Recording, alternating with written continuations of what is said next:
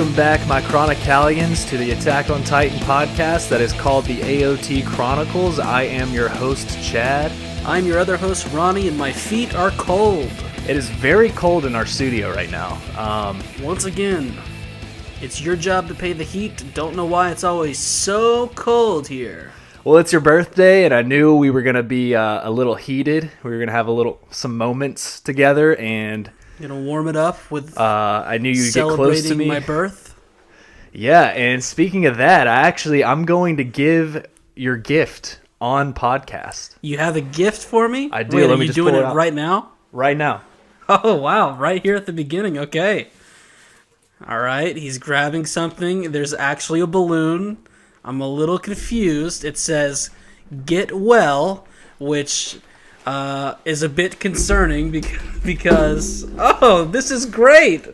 All right. I can use this stuff. All right. So I've got a... Explain what I just given you. Yeah. So at first I saw a balloon. It says "Get well," which, don't worry everyone, as far as my knowledge goes, I'm okay. And then there was another box. It wasn't wrapped. Didn't take the time to wrap it, which is fine, you know. And it's filled with Little Debbie's 6 buns of honey buns. So that's great. That ought to last me a day or two. And then I can go over to this Get Well package. Chocolate. Oh, wow. This is really nice. It's actually glass. Yeah. And it looks like it has approximately 8 Snickers. Yep. Not enough Twix in here for my liking. Maybe 3. Maybe there's a little bit more. 5 or 6 Twix. And some Milky M&Ms. Way, which is just a laughable candy, let's be honest. Well, then hand it over, because those are my favorite. I mean, I'll eat them, don't worry. I mean, sorry I said that. It's fine. And yes, some M&Ms. So, thank you, Chadley. You're welcome, man. I just figured you deserved something. And we're all hoping you get well soon. That'll be great. I would, that ought to get me home. Just snacking on those. Well, hell yeah, dude. How about you? Let me look over here. You got 2 different sort of vapes here. Yeah, I do. Today's a big day, man. I'm just here to celebrate. It's your birthday. I'm going to come out and say it. I'm going to dox you right now. You're 25 years old. Wow. So you got mad at me last week for kind of putting your age, just a little hint, and now you're just going to straight up say it out loud, huh? You're able to rent a cabin. Yeah. I don't know why I saw you on Discord earlier, you specified cabin. I can just rent now. So I don't know why you're making it a cabin. Well, I just know that whenever I go and have cabin parties and stuff, I'm really popular. Got a lot of people inviting me. I know the age of 25 is when you can start renting cabins. And are we going to a cabin sometime? Or? Yeah, I figured you could start renting it for me since I'm not at quite that age yet. I was so excited. Here, let me do some of my pre-game methods here just real quick. Professional podcaster. Just a bit of nose spray there, and just one more moment here. So while I'm doing this, talk about your vape mods over there. So like I said last week, it was just a weekend excursion, and then this weekend. 1 second.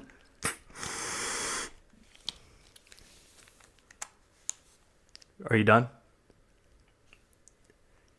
You're supposed to hold it for 10 seconds, so my lung capacity's not that good. Go ahead. That guy did call you out for having asthma, like he was a fellow asthme.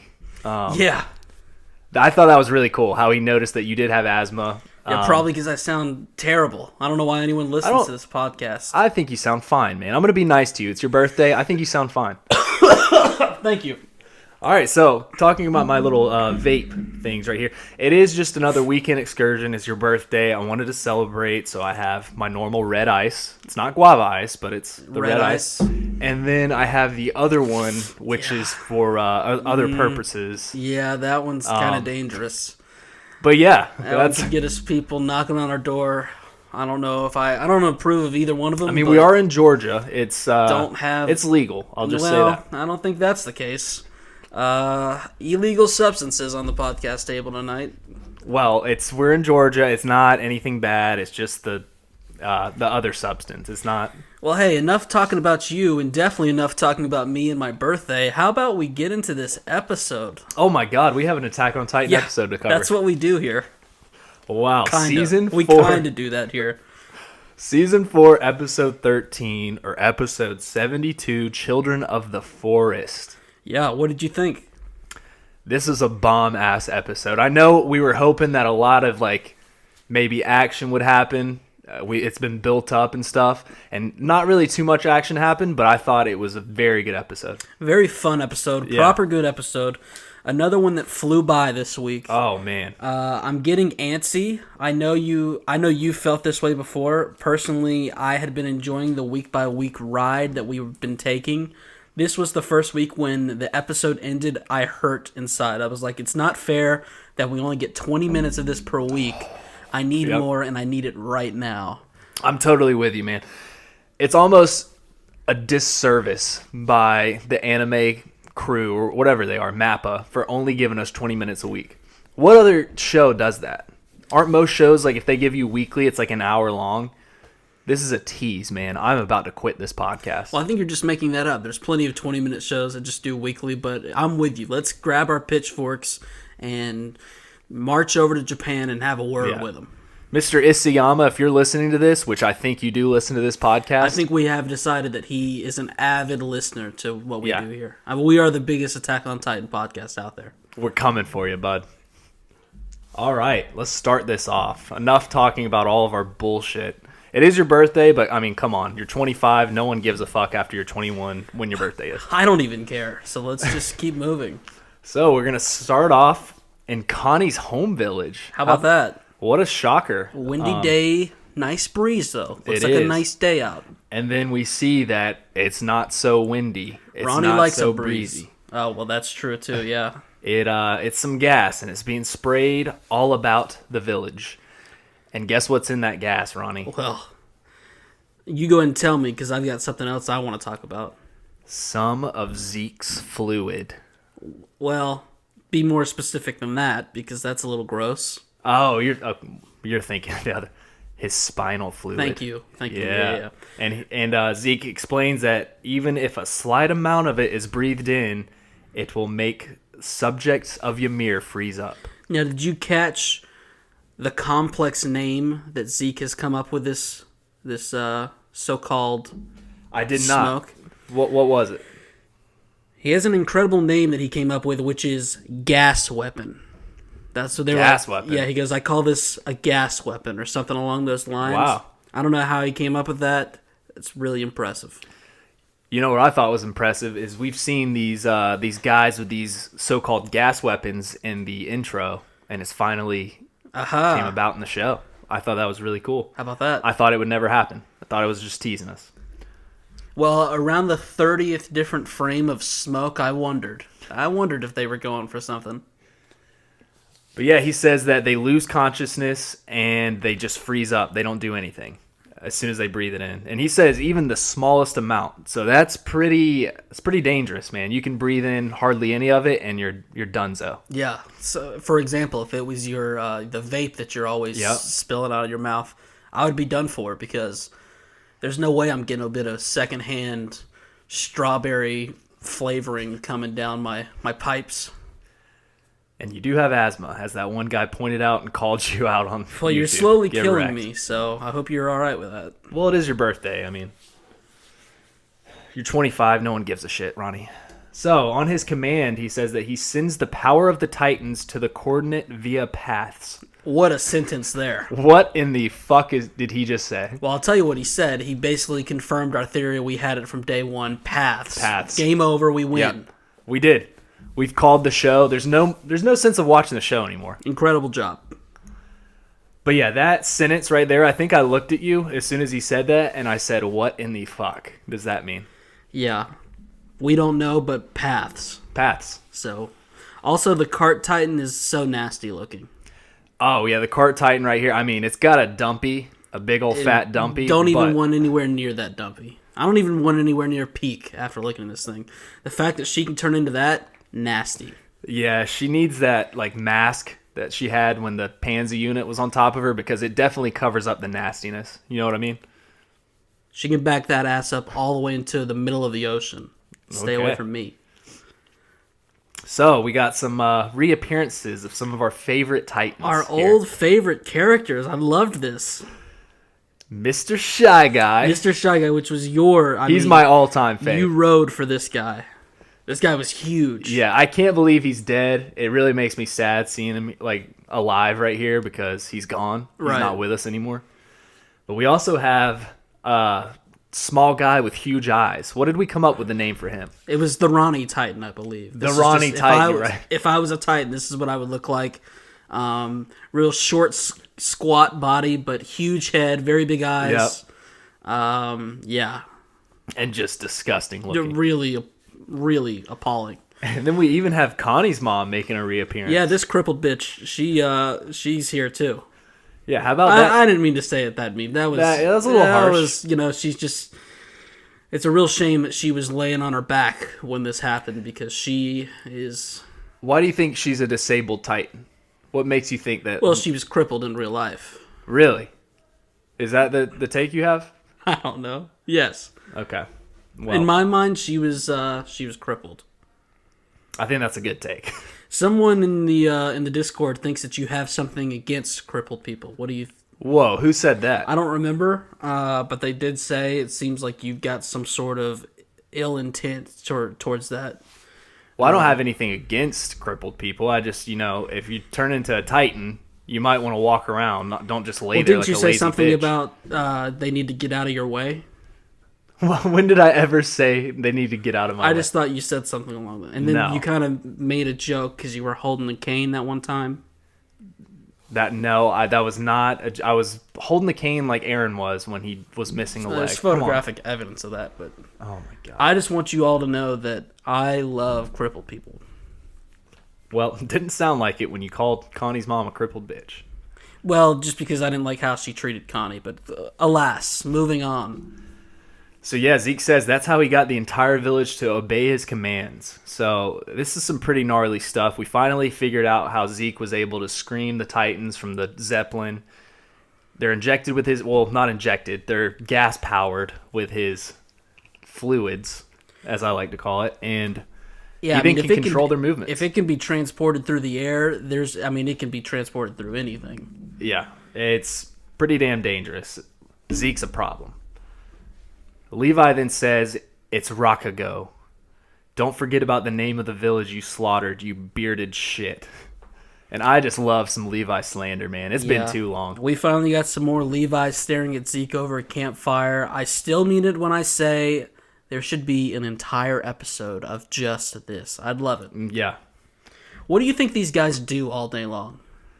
Well, they drink wine. They were pouring some wine. They were drinking some wine. Levi's not drinking anything. He's just staring Zeke down. He hasn't eaten in weeks because he's just looking at Zeke. Yeah, Levi's too careful for that.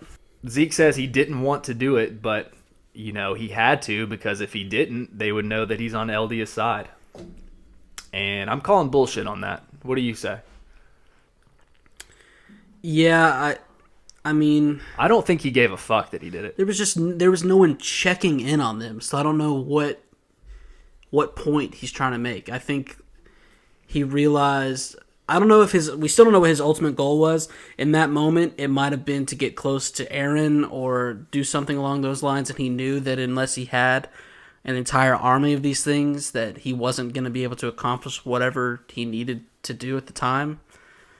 I don't know. Zeke is so out there, man. He is. And he tells Levi, why do you keep asking? Well, dude, because we don't know a single fucking thing about you. That's why we keep asking. But Levi tells him that he doesn't have a shred of guilt for what he did, which is kind of what I just said. I don't believe he does either. And those lives meant nothing to him. And Zeke then says, Levi, you must not have been very popular back in high school. And Levi's like, dude, I was popular enough. And this is great talk. This is old, these are old heads talking about the good old glory days and how they were popular in high school. Well, yeah, I like how you had Levi in high school. Like, he was at the locker and going to the football game, that he wasn't popular in high school. Yeah, I liked Levi's line, though, of I was popular enough, because I think between his other friends that we saw from the No Regrets OVA and his relationship with Erwin, I think he truly feels that way. Yeah, I mean, Levi's not the type of guy that wants a ton of friends. He just wants the ones he cares about. Yeah, I mean that's something I would say if I was Levi's height as well. And Well, then doesn't really have anything to do with anything. So terrible take on your part. well, I mean, most of the time when you're 5'2" in high school, people kind of pick on you. You're not very popular, but that's kind of just what I was getting at. Well, I was popular enough. Zeke then says, enough about our high school days. When can me and Aaron start our little rumbling test? And Zeke here is just, I don't think he's taking the hint from Levi, staring him down. It's not happening, bud.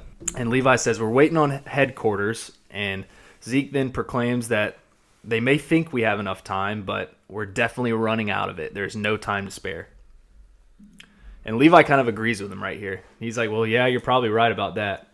And that's when a guy comes up and whispers in Levi's ear what I presume to be him saying that Aaron has escaped. Dun, dun, dun. And then we go straight into the OP. After that, we go to Sir Nicolo's restaurant with the Bras crew. Is it Bras or Browse? I think it's Browse, and Okay. it's not his restaurant. It's Nicolo's Wine and Dine by the Bay. I've made that very clear last episode. Oh, Please you're call right. it by the proper name. I'm sorry. So we go to Nicolo's Dine and Wine at the Bay, and we have Mia, who is very scared. She looks like she's shitting her pants right now. Well, don't call her Mia. Well, it's Mia and Well, Ben. That's who they are. but don't call her Mia because we're professional podcasters and you're going to confuse people. But is that not her name, Mia? But don't do that. Is basically what I'm saying. Okay. You want my note? And my note is don't do that. Okay. So she's scared, and they're all making fun of her. It's Gabby. People, he's talking about Gabby. She keeps asking Kaya if there really is a Marley person here. She's very antsy. Mia, she's not used to these scenarios. And we then go to the dining room where Sir Nicolo is waiting. Yeah, Falco's like, yeah, I can't wait to hang out with another Marley, and we are going to just vibe instantly. There's going to be good talks going on. We're going to help this guy out. He's going to help us out. Nothing's going to go wrong. Continue. All right, and that's when Sir Nicolo, he's introducing himself to everyone, and he sees how big the crowd actually is. Yeah, I like how dirty old Fred over here hid the other 5 children from Nicolo. Yeah. And he's like, oh, just, tabletop for 3. Oh, wait, 5 other people came. Yeah, Fred's pulling an all-time dad joke here and says, well, since it's on the house, I figured I'd just bring the entire crew along. Yeah, no one likes one of these free hoarders. This kind man offers him and his family food, and he just brings every child in the village. It's not appropriate. You take what you deserve. Take what you is offered. Don't try and claw your... This is a total Chad move. This is the kind of thing that you do. Me? I give you an inch, you take a mile. Yeah. Don't say you give me an inch ever again, because it is an inch long. I've seen it before, and that's just... 1.5. Just don't ever say that again. But I only gave you 1. Wow. I'm a little caught off guard right here. Yeah, but I think Fred's just doing this because whenever your daughter likes somebody, you got to take advantage of them a little bit. It's the classic dad move, something you'll never know because you'll never be a dad. Whoa. No one wants you. Happy birthday, bud. Kaya tells Mia and Ben that that's the Marleyan. She whispers to him when they see Sir Nicolo. Mia asks why he was invited. Well, Gabby. And she's like, why is he invited if he's not a soldier? Talking about Fred, which is a great question. And Kaya tells her because his daughter is the one that saved me, and Nicolo was at her grave and wanted to treat him to the food that she used to love. And then Kaya says that she thinks that Nicolo and that girl were in love, and perceptive Ben over in the corner. That's Falco. He's kind of catching on to what's going on, Don't know why he's still doing this. But yeah, he's catching on to this. He's like, wait a minute. Is that the girl that you fucking clapped in the Zeppelin? Yeah, and hey, hats off to Kaya for being able to pick up on romantic tendencies. Very wise beyond her years. Be careful. That's all I'm saying. Fred then makes Ben eat because... Well, his name's Falco. Because, he's all nervous and stuff. He's kind of catching on. Just because 3 characters call him Ben and Mia doesn't mean... I mean, there's another 78 characters that we've seen that call him Gabby and Falco, so we can just call him Gabby and Falco. It's really fine. Okay, and he's just shitting his pants because of the situation. So listen, I am so excited. I've never been more excited to do a podcast because I cannot wait to break down this food service. Well, can you let me get to the point? I know. I'm just telling you, I'm really excited. I know it's your birthday, man. You're excited, but let's not act like we're turning 16 and it's a big deal. I mean, you're 25, bro. It's not that special. I even gave you some honey buns. How about you chill out? Yeah, 6. Way to really dig deep, buddy.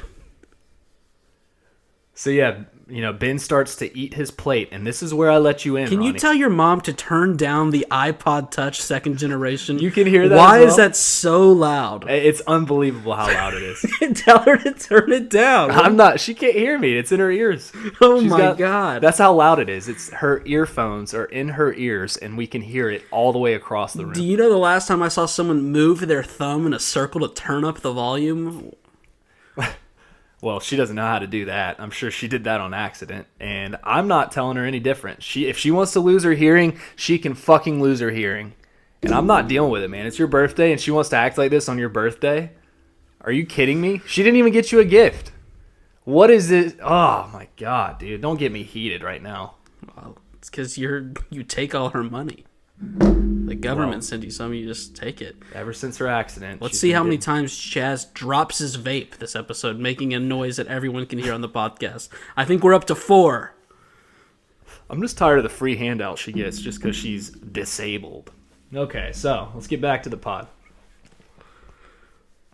Ben, can you talk about the plate? Let's. Hey, you were the one, a hotshot, that thought you had some great note that you needed to say before I broke down the menu. I was just getting to the point where he starts to eat his plate, and this is where my fellow lad Ronnie comes in describes the plate to us because you're a food expert. Okay, first of all, here's what I got so far. Someone says as they're walking over to the table that they skipped breakfast for this meal. Rookie move, right out of the gates. Listen, I know my way around a plate. I've had plenty of self-motivated eating challenges in my time. You don't want to starve yourself. You shrink your stomach. Okay. You want to have a nice base throughout the day to keep that belly wanting more. Perhaps you got a nice base on you. Perhaps some nice deli meat, a few nuts. In my case right now, 3 or 4 honey buns. Okay. But heat it up, or are we going cold with those? With a honey bun? Yeah. Well, I've told you before, there's a nice, depends what kind of... 12 to 15 seconds? However wattage, send me the wattage of microwave. I'll let you know what we're dealing with. But there is a definite right time. I just can't. And what do you do with the wrapper when you're done? It's all about feel. Well, all I'll say is don't look in the back of my car. But do you get the icing off the wrapper? Because there is icing that's left on the wrapper. That's what I was wondering. Oh well, I'm not helpless. Just have another honey bun. Jeez. Okay. Cool. So are we looking at the plate? Can I talk about the plate as well? Or have you gotten there yet? If you don't talk about this food plate this instant. All right. Thank you. So basically, I know everyone's super intrigued by this, so I'm just going to break it down for you. It looks like we have some sort of 2 meats going on. It looks like something might be fried on the bottom of the plate. It's very brown in texture. Mm-hmm. This might be some sort of lamb. Okay. It could be, I don't know what they're cooking with over in Paradise. Pig? It looks like a darker meat, and I don't think it's pig. But then it also looks like we've got some sort of filleted fish as well. They're on an island. I'm guessing they're doing a bunch of fish. And what looks like baked beans on the bottom. Really interesting choice by Chef Nicolo. Looks like we've got some sort of lemon pan sauce around the edges. Great touch. Goes well with the fish. Okay. Looks like he's got a nice glaze on there. He just reduced that sauce down into a nice sauce. And he reduced that sauce down into a nice sauce. And, of course, he sprinkled it with a few herbs around the plate for some color, which was great because it was a very dull-looking dish. A lot of brown. I'm imagining he used a couple sprigs of dill. Complements fish very well. And speaking of food, I've got a new segment that I would like to do right now. Oh, wow. Let's talk about it. So Marco Stan on the Discord, I actually got so excited about this question last week, I just completely forgot about it. Wants to know some of my our favorite snacks. I guess they want to involve you too. But I'm making it a segment called Ronnie's Snack of the Week, but also Wow. Chad gets to answer. Okay. But I'm the big show because I've got a really nice palate. You know, Is it palate or palais? Well, it's palate because we're not douchebags. We're just talking about good food here. So what's a nice, now I'm talking snack here, something to kind of hold you over for dinner. You know, this is right before lunch. You're going to break this out, hold you over a little bit. What kind of snack you doing? Well, I just couldn't help. I have to get this off my chest. I was going to say Marco was the nice snack because Marco got 8.5. Well, And, see, I don't think... I'll tell you one thing. I don't like you saying that very much, and I also don't think that Marco Stan, the questionnaire of this inquiry, would like that either. Okay, so I just had to get off my chest. Is the first thing I thought of. But a nice snack that I, like to enjoy before a dinner or somewhat like that is some cheddar Chex Mix. Cheddar Chex Mix, okay. So you like the little dusting that they throw on the regular Chex Mix? Yeah, I'm a connoisseur when it comes to flavoring, and it's just it's not like the cheddar takes over at all. Right. It definitely doesn't. It definitely doesn't just taste like a cheddar pile of cheddar. Right. It's Because great. some people would say, they've got all those different, they've got the pieces of Chex, they've got the little breadsticks, they've got the dark browned, what they're called things, and then they've got pretzels. And so you're saying when they dust it with that cheddar stuff, you like how it all doesn't taste like that cheddar stuff, even though that's all it tastes like. Yeah, that's exactly what I'm saying. You called it. Yeah. So Ronnie's snack of the week. I've thought about this way longer than I should have. I think I'm just gonna have to go with lasagna this week. What? Just keep going. What? Do you like that snack or not? That's a good snack. Is this before dinner, or are you talking? This is just a snack before dinner, or is this like your dinner? What are we? Well, it's a real delicate situation because people suggest that you keep lasagna, especially if it has meat, in the refrigerator and then you warm it up for consumption. So the move I like to do, because it's kind of my before lunch snack, so I bring it in a baggie to work. I let about 2 or 3 hours go by, just really playing with the temperature, and then I usually consume it in the bathroom. Just to hold me over for lunch. Does it say on the box FS? FS. Family size? I get a couple servings out of it because it's a snack. I'm not going crazy or anything. And that concludes Ronnie's Snack of the Week. Hope you guys like that segment. Back to you, Chaz. All right. Then we go back to Benjamin. He's eating this food, and it's Falco. he's acting like Sasha in this moment. He's proclaiming this is the best food that he's ever had. And I'm calling kind of bullshit on it because the way you described it, it sounds way too fancy and way too not good. And, maybe Chef Nicolo, though, he is a little bit better than I expected. Just slightly. Nothing too much. Slightly. I think you're falling for it. Go ahead and get to this note that you've got here. Wow, he made you fall for it. I've just been saying he's been practicing in his free time. He's not just throwing lobster. He's not boiling lobster up. Yeah. He's practiced a little bit. He got you with the flambe. That's what's going on? I mean, did you see the little sprinkle of leaf on top? Are you talking about the plate, or are you talking about him cooking back in the kitchen with the classic flambe? He got you, didn't he? He got me on it. He did. Wow, what a fool. Okay, you definitely don't know your way around the kitchen. Listen, ladies and gentlemen, yeah, this dickhead Nicolo here, he did a flambe. He said, you guys won't believe the main dish, which just shut up. I mean, so aggressively, too. Shut up for a second. I mean, I'm not talking to you. I'm talking to Nicolo. I was about to say, you think just because it's your birthday, you can talk? No, just chill out. You're sweating into whatever you got going on here, Nicolo. Anyone who's not in the know on this flan, you don't have to vape so hard in the mic. People already know you're doing it.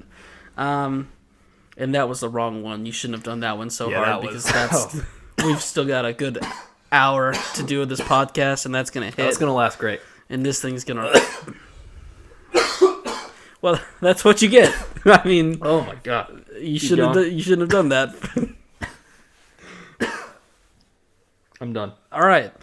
Anyway, back to the flambéing of the main dish. Anyone not in the know, this is a very asshole move. because it looks as if no one else is in the kitchen with him, and he's just showing off flambéing is strictly for cool points. It doesn't add any flavor. He could achieve the same flavor by not causing fire hazards. Yeah, you're exactly right, and I feel like he's just being an aggressive, It's one of those where if you just add emphasis to whatever you're doing, you think it makes it better, even though it's already shit to begin with. Right. Like, come on. You go to the Japanese steakhouse, they make a little fire for you, gets everyone's pants a little wet, increases the tip. Nicolo's in a kitchen all by himself, so get over yourself, dude. Yeah.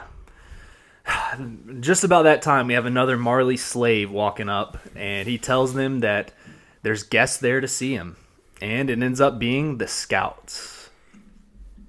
So in true chef warrior fashion, he asks Hanji if it's urgent because he's got his hands full with customers as they speak. Give me a break. I can't get over this Nicolo guy.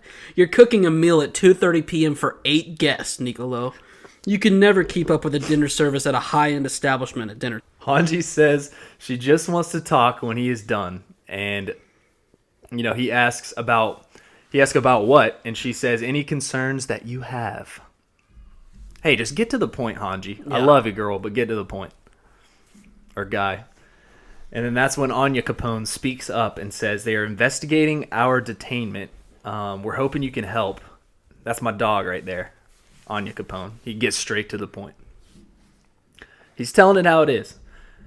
And then Nicolo agrees and tells them that they can wait in a dining room area. And once he gets done cooking these fine people this fine food, he will get back to them. Speaking of cooking, you're talking a lot like you're just some massive chef. Well, I know my way around the kitchen, yeah. Okay, well, I saw some people talking about Zaxby's in the Discord. Would you like to talk a little bit about Zaxby's, or do you want to wait? People really shitting on Zaxby's. I don't, my chef career really started at Zaxby's. I worked there for about 3 years. It is a chain, so I don't know how people elsewhere are performing the meal prep and the skills necessary to perfectly toast the toast. Okay. If those people that were shitting on it had my Zaxby's, they would feel differently, is all I'm saying. So you're saying it's the chef. And for people who have no clue what a Zaxby's is, because they're not everywhere, especially across seas, it's a chicken restaurant with, your fries with and stuff toast, like that. Guys. With toast. This guy is talking about toast. Well, it's a lot goes into it, but sure, if you want to just dwindle it down to the fact that it is toasted bread, sure, go for it. So we got Jean, Connie, and people. They're hanging out in this dining room, and Jean grabs an expensive. Oh my god! And this is shouldn't have hit the herb vape so hard, because here we go. Well, it's not that, because that would be illegal. Jean grabs an expensive bottle of wine and says that, oh wow, this is only for the higher ups. I'm just gonna take a little sip or two. He's one of those. This is what. Connie comes over, and they're both acting like high school buddies that got into their dad's liquor cabinet. Right. And, it's one of those situations where they just stumbled up upon a $200 bottle of champagne. Yeah. And I do have a story for this, but you've kind of taken over the stories. I might just wait till later for it. You think, should I tell it or no? I want you to tell it. So tell it. So Jean says that they can take a sip or two. So he's, being mischievous. But I'll get into it real quick. So this goes back to a New Year's party when I was about 18 years old. We went over to this very rich guy's house. No idea who he was, but his dad was probably like the ambassador of Zimbabwe or something. He had a lot of money. Yeah, those people are typically in Georgia. And so yeah, super loaded. Me and two of my other buddies, we took a substance, and we're feeling very good, very touchy. Like when you get touched, it feels really good. It's just one of those things. Well, of course, yeah. Physical touch is your love language. We know that, buddy. Don't hide it. First time trying it out, just the normal stuff. And I look over, and my buddy... Are you eating a honey bun right now? It's actually one of the Snickers. Your story was pouring this shit out of me. But please, you promised, and now go ahead and continue. I'm just going to finish my Snickers. Oh my god. You just ate that in one bite. But anyways, some guy that we didn't know anybody at this party. He took champagne out of the fridge. It was a $200 bottle of champagne. He started to get in a fight with the owner of the house because he drank the entire bottle. The entire bottle, $200. And my buddy, who has never met any of these people before, these are complete strangers to us, got in the middle of it and decided to be, what do you call it? The guy that brings everyone together. Oh, like the peacemaker? He was the peacemaker. Never met these people before. The Armin of the group. The Armin of the group, except if Armin was on a drug. Oh, okay. And these people looked at him and said, "Who the fuck are you?" And what were you doing at this time? I was just enjoying myself off in the side watching this happen. And yeah, I just thought that was really funny because some dude drank a $200 bottle of champagne and my buddy, fought to take it upon himself to be the peacemaker. And it was really stupid. So Nicolo comes running over and snatches the wine bottle out of Jean's hands. Oh yeah, then Jean tells him to calm down, bro. We are just joking around. And Nicolo... Did he say that or no? I don't think he said that. Yes, he did. Calm down, bro. We're just joking around. All right, maybe my notes are slightly different from... Maybe something along those lines. But I don't think Jean said, "Calm down, bro. We're just joking around." That's how Jean looks like he talks. That's how he looks like he talks. So Nicolas says, "Well, this is good stuff, and I don't want it to be wasted on you damn Eldians." And Jean says, "Really, bro? That booze don't give a damn what race we are." Well, yes, wink, but actually wink, no. Wink, wink, wink. He says, "Don't touch me. Just because I've been nice to you doesn't mean that we're pals, you stupid Eldian." So that's Nicola back to Jean. So Nicola is just coming at him. Jean's like, "Have you forgotten what you are?" And then that's when Nicolo's like, "Yeah, I'm a filthy captive." And dude, this is getting intense, man. Takes one to know one. I mean, this is literally the exact situation I was put in that one New Year's night. Except I was just in the corner like Armin watching everything. You're like Hanji wherever she is right now. Yeah. Who doesn't say anything right now. And as he walks away, Connie is confused as hell. It's like the situation with him and Sasha when she called him a baka. Eh? And Jean says, "Hell if I know that guy's problem." So this is the exact situation that happened to me that one night, but it was really weird. When I first watched this, I still didn't catch on to what exactly was happening, but I was like, what the fuck is happening? Because, Nicolo goes 0 to 100 real quick. Yeah. So, yeah, Nicolo walks away, and then that's when Ben and Mia see their opportunity. So Gabby and Falco. Mia gives him the signal, and Ben acts like he has a terrible tummy ache and needs to use the restroom. And so by Ben, he's talking about the worst actor that has ever existed, Yeah. Falco. Well, until this moment arises, and that's when Mia says, "I think I better help my brother." And that was just a terrible acting job by her as well. Not nearly as good as when she bludgeoned the guy to death with a brick. I'll tell you that. Well, she just needed to get out of the room. Falco, Jesus Christ. All this kid needed to do was portray that Nicolo's over-seasoned food gave him the shits, and instead he made it seem as if an alien was clawing its way through his inner stomach.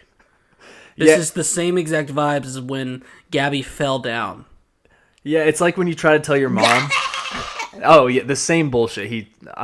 That's even worse. Don't even get into that. That Gabby scream's even worse. But this is exactly because all he had to... I know we're not on video, but this is what he needed to do. Pardon me, I just need to use the Porta-john? What's a really fancy word for bathroom? Commode?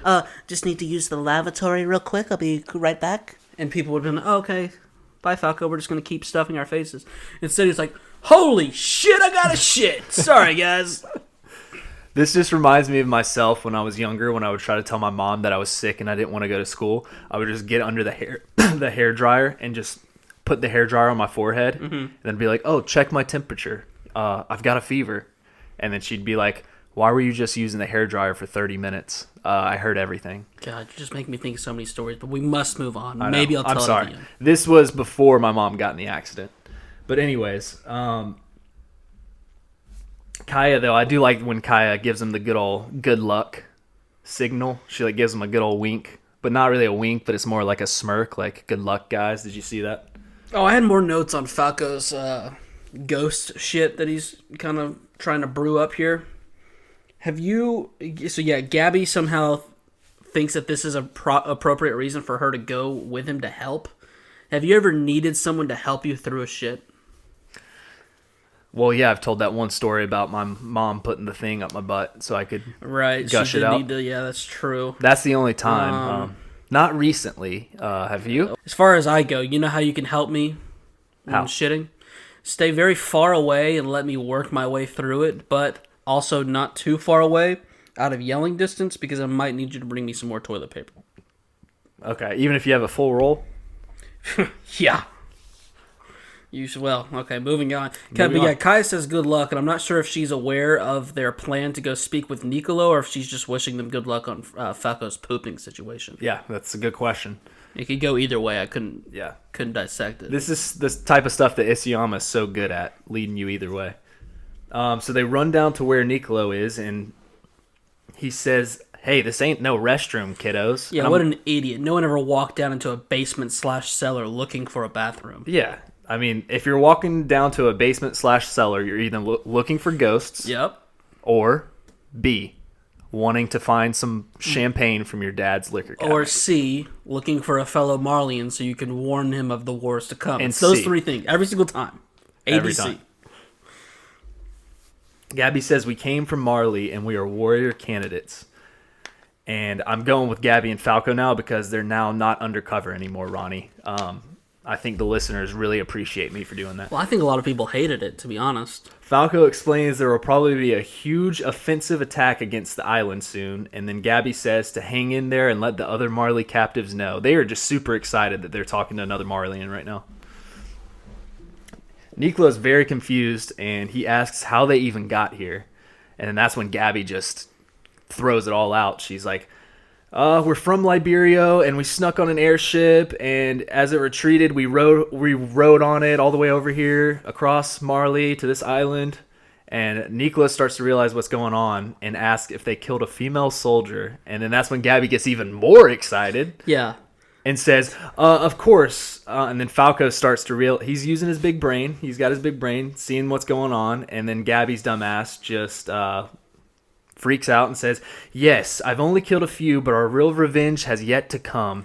And it was just a dumb girl that talked about meat. Her life was pretty pointless, and it seemed like no one really cared about it." She really pegged Sasha there. I took the words right out of my mouth. But no, it's startling how much Gabby's face glows up when she starts talking about murdering people. Yeah. There's a few instances. Oh my God. Oh my lord! How many S's did you put in that word? There's a few instances. Oh my God. Should not have hit whatever was in that. I know pen. it's when we are still way too early in this for you to already be fading away from me. Fading away. By the way, I felt like I was kind of mean to Sasha. I like Sasha. Yeah, I was just joking. Sasha's great, but Gabby was talking about her as if she didn't give a fuck about her. Yeah. But yeah, Falco tries to stop her, but she just keeps going on. And she says, "We won't let them get away." And then that's when Nicolo reaches for the wine bottle. And this is crazy, dude. When he went for this, I could not believe that he actually went straight for killing these kids. Especially being like, well, they are Eldians, never mind. But they're somewhat on the same side. Right. But yeah, he says Sasha was the first one to ever actually enjoy this food, slices down the wine bottle onto well, this is before he says that, I guess, right? Or does he say that and then he slices? Well, keep going. I've got a great note. Okay, well, he hits down at Falco's head because Falco saves Gabby again. Heads up. That was incredible. Thanks. And this is one of those moments I thought Falco was dead. I didn't think he survived this, and I was going to quit this show.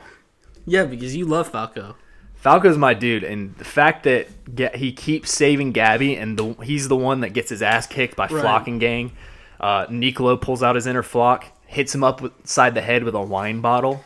I mean, it gets hard for me to keep track of how many times you say you're going to quit the podcast, but I do know that if something bad happened to Falco, that was one of the cases where you did say you would quit. Yeah, and it's not looking good for this guy. So Nicolo then returns to the dining room with Fred and company with a bloodied up Falco and Gabby. So the best part of Nicolo's whole thing is like right when you think he might have regretted busting a wine bottle over the head of the wrong kid, he just decks Gabby. Oh, he does. He just lets loose a fist of fury. And we see a drop of the wine go into Falco's mouth, too. It slides in there, very sensual. I was telling you to be careful. I was telling the animators to be careful because it should not have been that slow. I wasn't thinking anything of that. Well, it's a little weird that you were. I'm telling the animators to be careful because it was incredibly inappropriate. But anyways, that's when he goes back to the dining room with Fred, and he tells Fred that she's the one who killed Sasha and took your daughter's life. But before we get into that seriousness, Fred, by the way, type of dude that tucks the cloth napkin around his collar. This guy's a stand-up lad. Have you ever seen someone do that in real life? Because I personally, this is just my own 2 cents, I think if I walked through a restaurant and I saw some dude with a cloth napkin tucked around his collar, I would just start losing it. And what do you mean by losing it? I think I would literally point at him, laugh, and then just fall down to the restaurant, take a picture, and be like, "You actually do that?" Well, here's the thing, Ronnie. I'm not trying to bash you on your birthday. I've been really nice to you on your birthday. Well, there's a lot of times, I think I've said it on the pod before, where you have ranch on your shirt. Right. If you used the cloth like that, you might be able to save some shirt stains that you normally get. That's just an idea that I'll give to you. But I would look like a dork. At least now I just look cool all the time. Okay, yeah. I would describe my style as like, oh wow, that guy just didn't care. That's cool. Okay, well, I wouldn't describe you like that at all. I think that you care so much that you think you are cool because you care so much. But it is your birthday, so I told you I'm not going to be mean to you. Moving on. Where are we at? Oh, yeah, Frederick, and what is Sasha's mom's name? Have they talked about her? Mrs. Browse. Yeah, so that's when Nicolo tells him, he's like, yeah, this is the girl that killed your daughter. She's a trained warrior, and she snuck aboard and shot her. So Gabby realizes that, Fred is Sasha's dad now. And I like how Gabby's starting to have more sympathy, and she's not just thinking about killing all the Devil Islanders. But Nicolo tries to hand the knife to Fred and says, if you won't kill her, I'll go ahead and slice her up and cook her, which I thought was weird that he's a chef and he mentioned something like that. But just then we have the Colossal Titan hearing this conversation. He walks into the room. And he's like, Armin. He's not the Colossal Titan. Once again, don't know why you're saying this stuff. When he acts like this, I'm going to call him the Colossal Titan, so people realize that this dude is the Colossal Titan. Hey, that's fair. It's fair to point out. But people might get the wrong idea and think, wow, those are really big door frames if the Colossal Titan's in here. I'm sure there's a lot of... You're right. You just called our listeners dumb, is what you're saying. And that they thought the Colossal Titan... Well, our whole thing is like we paint a picture of the episode, so... Well, anyways, Armin Arlert calls over Hanji and crew as he sees the situation unfold. Yeah, he sees this. He's like, "Whoa, this is way above my pay grade. Hey guys, so I got a situation going on over here that I am not capable of handling on my own." So Nicolo puts the knife up to Falco's throat. This is where things started to get heated. Made me real angry. Yeah, because this is so serious because the jury is still out on how good of a chef Nicolo actually is, but I'm pretty confident that he takes proper care of his knives. Sharpening before every use. It seems really tedious and sometimes unnecessary, people, but you've got to do it if you want the knife to keep its edge. Yeah, and I think you're right. This knife looks very sharp. Proper knife care. And he tells everyone to stay back because he's going to avenge Sasha. Gabby tells him to stop in a very sad voice and says that I'm the one that you should kill. And then he asks her if she cares about him, and calls her an Eldian and spawn of the devil. So now he's saying this in front of, your ex-girlfriend, who was also an Eldian and spawn of the devil, and her dad. This is not a good look. No. This is not a good second impression on your girlfriend's dad. No. Well, ex-girlfriend. And you would know a thing or two about bad impressions with the father of girlfriends. Most of the time I don't get a second impression because they kind of just ghost me, but whenever Parents I do... love me, by the way. Well, yeah, you always compliment their food and you eat all of it and make sure you seem like you really like it. Clean plate club, baby. Yeah, then Nicolo says, she's the one that loved my shitty-ass beginner cooking style more than anyone. My boiled lobster. Which I thought that was weird that he would just throw in. Right, I think that was in the dub. And he says, she saved me from this shitty-ass war. I actually like that line a lot. She taught me that I love making people happy with food, and you stole her from me. Gabby says, people I care about were shot by her too. And this situation, dude, I was tensed up, man. This is one of the most tense situations we've had in a while. Well, I almost started crying. The craziest thing, I was so tense that I was smiling. Yeah. I was just smiling through it because I couldn't believe what was going on. But keep going, because I changed my mood in a second here. And he says, I don't care who killed who first. And he puts the knife even closer to Falco's neck. And poor Falco's he's already got a wine glass up top his head, and now he's got a knife to his throat. Falco. Mr. Innocent Falco. And if they kill this man, I will fucking riot. Isayama. By the way, if you guys hear a little background noise, it seems like Chad's mother has gotten loose with the water hose again, and so there's water just rushing through the pipes. Nothing we can do I with heard it. the music go away. We've got to keep going at this point. I think the iPod Touch, or it's actually not even a Touch, it's just the second generation iPod.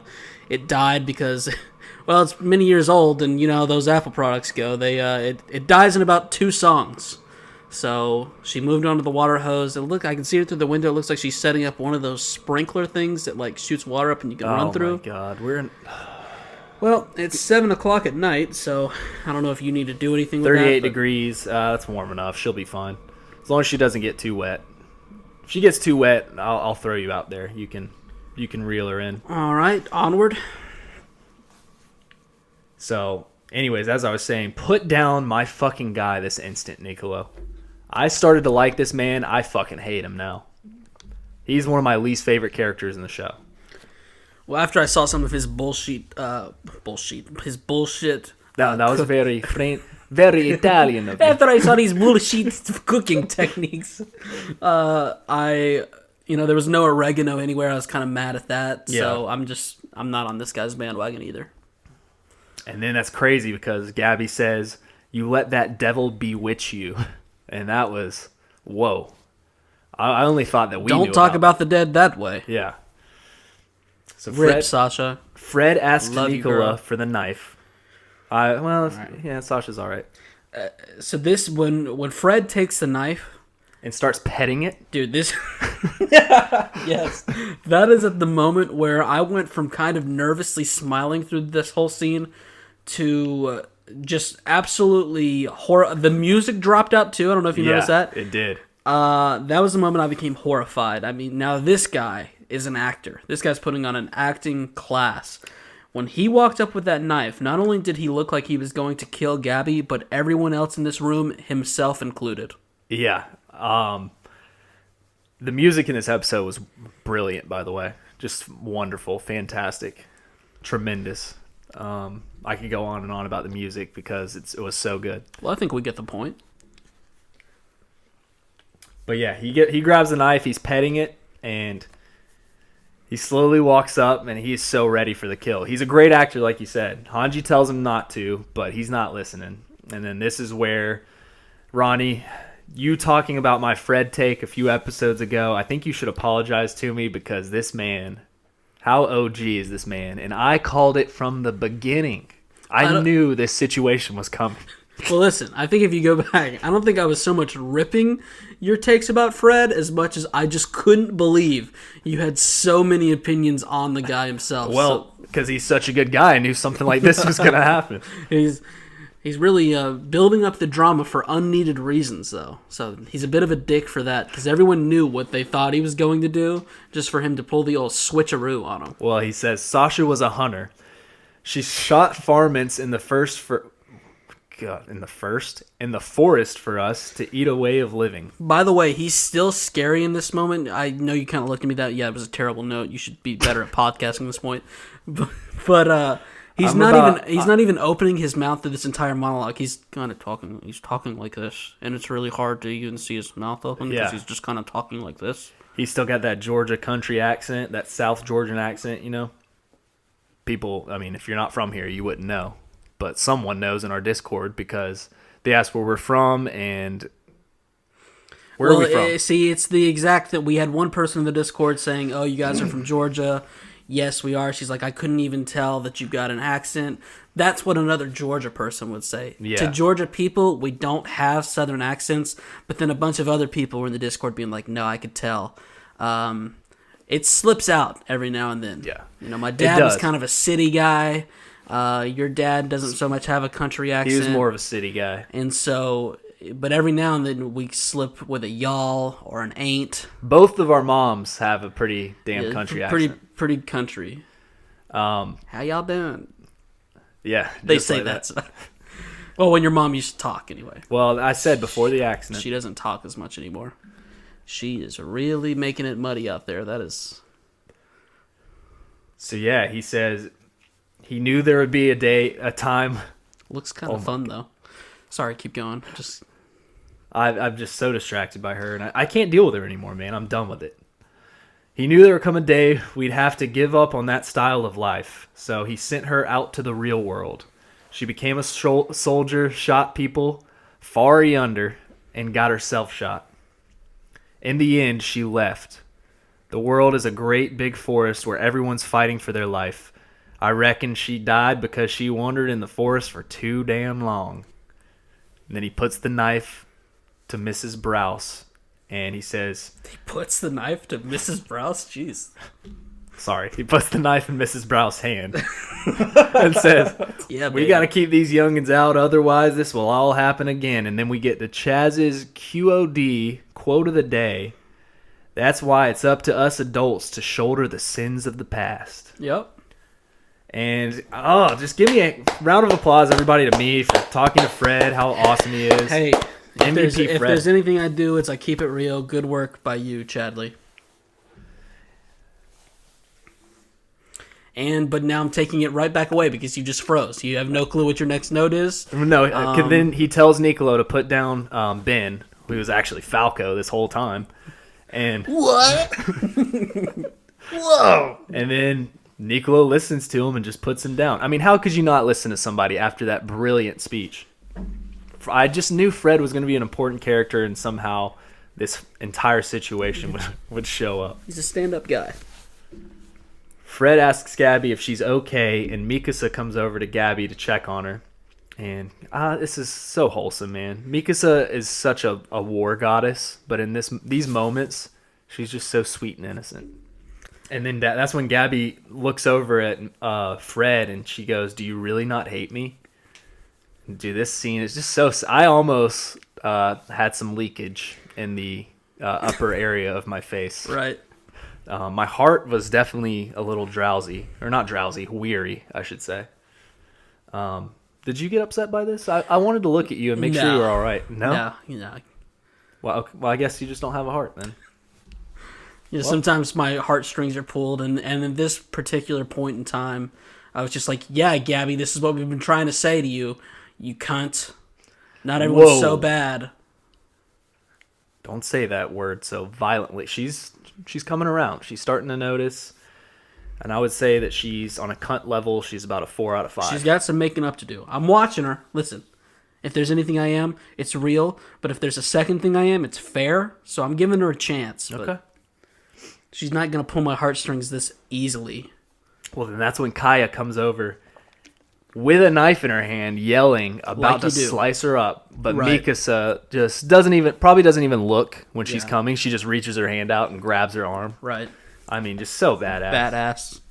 Now, this moment was intense. This little girl Turns out, for the past 10 minutes, they were all having this conversation. She was slowly going mentally insane in the background when everyone else was on like the same page. She was just over there letting it build until she, which by the way, you said that Fred gave Mrs. Browse the knife. I would have liked to seen how that happened. Did Mrs. Browse give her daughter Kaya a knife, or did she steal it from the mother? I think she just put it on the table and the girl grabbed it. Oh, well, that's where you put a knife around 5 young children. Good job, Mrs. Browse, bitch. Stupid ass bitch. This is whoa. Okay, well, this is where I hand it off to you. We got an SAB. She's a stupid ass bitch. All right, moving on. Yeah, good job, Chad. Those were just great notes. So great that I think this has got to be our worst episode we've ever done. You definitely earned that vape hit. So, moving on to Ronnie's section. It was a lit major.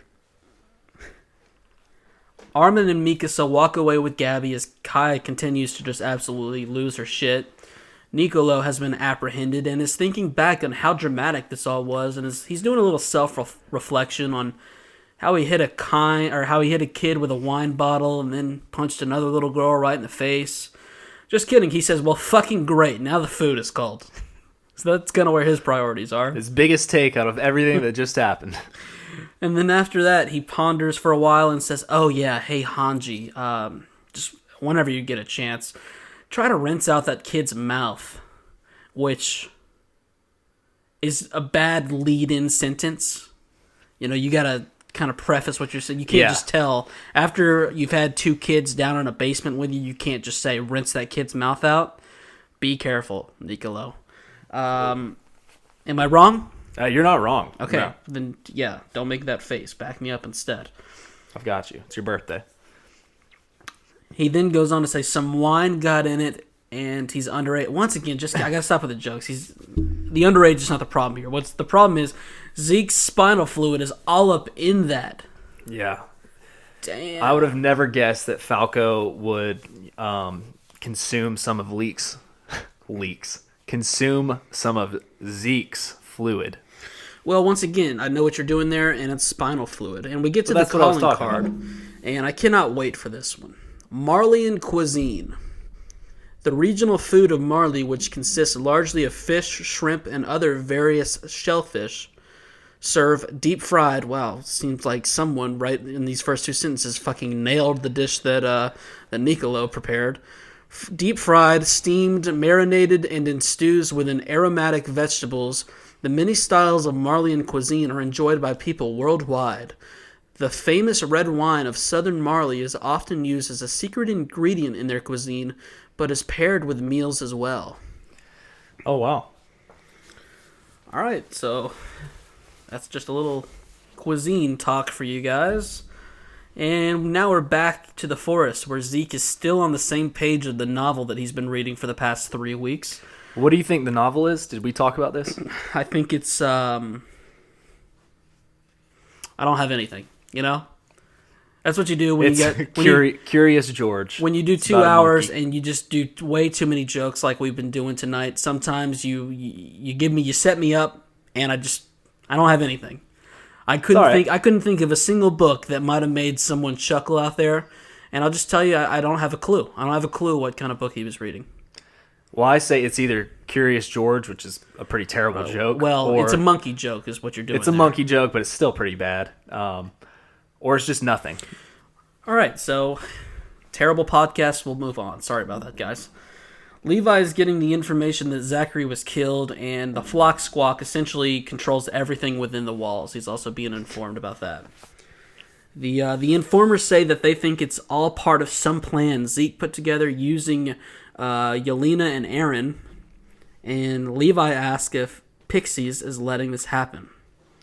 Good questions. Yep. One of the guys says that Pixies can be stubborn, and Levi says that he's going to make sure Aaron gets eaten by our own hands. Now, something about the wording was here kind of confused me. Wasn't real sure what it meant. You had a take. Go ahead and say what you thought. I just thought he meant that he wanted Aaron to at least be, either eaten by a fellow scout member to inherit his founder, or just Yeah, just make sure that Aaron is in their hands and he's not in control of somebody else. All right. So Levi goes on to think to himself as basically Levi and Aaron's history together is projected onto the large trees around him. What did you think of this visual? I liked it. I liked seeing a little female action, a little Shiganshina action. Yeah, it was cool. It was very quick flashes, so I bet if we had like paused and gone like kind of paid attention, you could have made more of it. There were a few scenes that I caught, but it was so quick and even though they're big trees, wasn't that big of a thing to project on. So a lot of stuff getting cut off there. But I think I saw Annie from behind in her Titan form. That was nice. I like that they're playing with that a little bit. So Levi says that he has saved Aaron countless of times, each time more and more people dying, all because Levi believed he was the hope of humanity. Levi goes on to say he feels stupid now thinking that this is some awful joke and wonders what kind of hope they saw in Aaron. Well, it's not only Levi. We got to go back to Levi and no regrets saying he will follow this man, Erwin, wherever he goes, do whatever he does. Erwin did say multiple times, Aaron Yeager is the only hope for humanity's survival. So, and you can be fair, at the time, he was. Well, I mean, he kind of still is. You're right. So he always has been, but I guess what I was trying to say is that Erwin's hunch that Levi held on to actually comes back to fuck him right in the ass. But at the same time, not really. It's like, Levi's backing off of that, but if you see it, it's still kind of the same. They need Aaron. Really, the situation is just screwed up either way. He says, there's another shithead we should have eaten. And we cut back over to my boy Jean roughing up Nicolo a little bit after he mentioned the Zeke spinal fluid thing. Nicolo doesn't have proof, but they packed the first scout fleet to the brim with wine, and it was more than they would ever need for any scouting mission. We look over to see Hanji, who is absolutely drowning poor Falco. I mean, listen, if this guy's not a Titan, he's dead from just being waterlogged. Yeah, I didn't even see this the first time. You had to point it out to me. Hanji and Jean are giving him a bath. Well, we're not quite there yet, but I know you love talking about baths. Sorry. So at this point, Falco's just laying face up on the ground, you're right. And she's just pouring it down his throat with basically a water hose. Yeah, I was super jealous of this. I would love for Hanji to pour water down my throat. So Nicolo goes on to say that right around the time he secured a job as a chef, he was told to serve it to high-ranking officers. Jean asks by who, and Nicolo says by that BFC Yelena. Yeah. Now, BFC. I know what it stands for. We don't even need to talk about it here. It's big fucking cunt. She seemed seemed like big, the only one giving big the furry order. cunt. Well, she seemed like the only one giving the orders and that he can't speak for the other volunteers.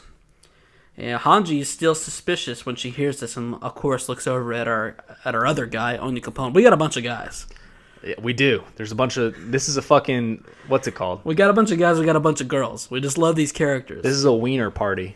Not a wiener. What do they call it when there's a bunch of dudes around? Sausage party, I believe is what sausage you're looking party. for. Yeah, I had a bunch of those growing up. We could never really get chicks over. So, Anu Capone pleads to be not guilty, and Connie speaks up because he has an average quota to make of 2 or 3 lines per episode that if he doesn't hit, no one will remember him, so he's got to get in there real quick. He says, don't Eldians freeze up if they drink his spinal fluid? Hanji says that was according to Zeke, but nobody witnessed it witnessed it, so there's no way to confirm it. The only one that got a peek of it was the Cart Titan. Correct. And a bunch of other people that were dealing with those, as Zeke called them, gas weapons. You think Zeke just Titan mode right in that moment and killed those guys? No. Okay. I guess that was straight up Marlians, right? Yeah, okay. That's true. Now that we slow down and think about that for a second, like where the fuck did those guys come from? Yeah. I guess so. He might have had to do like what he said because there were people there after all that would have seen if he'd done it or not. That's a good point. Yeah. Because he could have just gotten straight up. Well, they could have been in the luggage, the other barrels. I don't know. No, because we know that that's kind of from the outside, like it was far out. So I guess they just went with him. The plan was Go to the first village. The first village we come Yeah. to, then you guys sail back and we'll go take care of it. And that's why Zeke, he was actually being serious when he said, I had to. Oh, that actually makes sense. All right. Yeah. Good job, Ronnie. Way to figure that out. Us just getting to the bottom of stuff. Look at us. So Hanji goes on to say that since nobody has frozen up, no one's even aware that they drank the, affected wine. And so we can take a second here to think about who we got going on. We got Niall and that whole gang at the table for sure. Which, did Niall actually take a sip of the wine? I don't remember him drinking any. Well, we didn't see anyone drink.